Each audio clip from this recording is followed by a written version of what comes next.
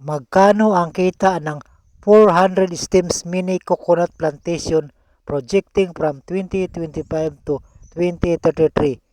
Global copra market price projection for 2033 using compound annual growth rate of 5%.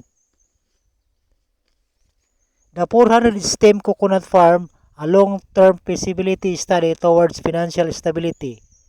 This feasibility study explores the long-term profitability of establishing a 400 stem coconut farm, beginning in the year 2025, projected to reach full productivity by 2033.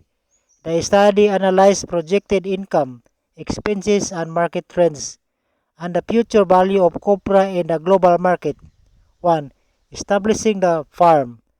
The proposed project consists of planting 400 stems of coconut trees in a 3-hectare land from 2025 around 2028. The focus is on planting and fertilization, maintenance, and others. 2. Projected production. By the year 2033, the 400 coconut trees are expected to reach production capacity estimated to yield 400 trees times 80 nuts annually. The estimated harvest is 32,000 pieces of coconut per year.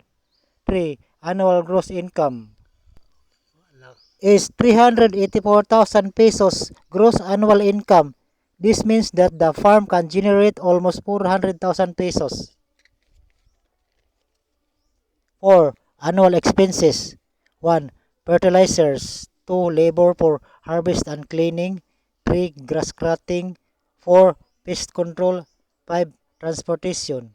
Estimated annual operating cost is 32,000 pesos. 5.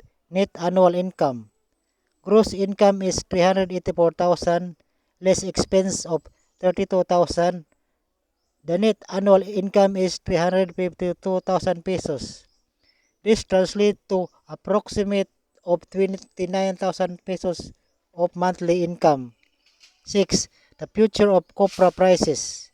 Factors supporting this study is the projected increase in global coconut demand.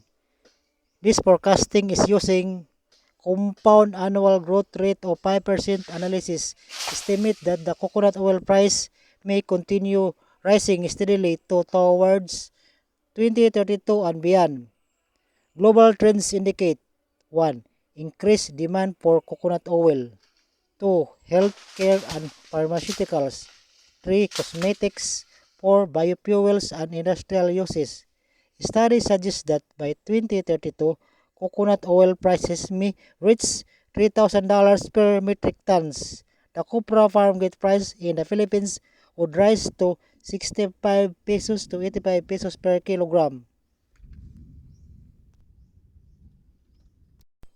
7. Lesson from the study. Many people underestimate agriculture because it lacks glamour for fast business. But history shows that land ownership and productive farms remain among the most stable assets in the world.